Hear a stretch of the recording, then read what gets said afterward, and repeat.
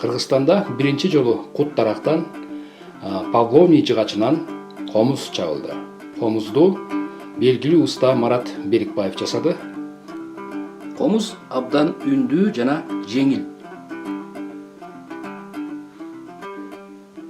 Ошондой эле Кутдарактан сыбызгы аспабы жасалды. Бул аспаптын өрүктөн жана башка жыгачтардан жасалган сыбызгынын айырмасы абдан жеңил, ошол эле убакта үнү абдан бийик жана таза чыгат.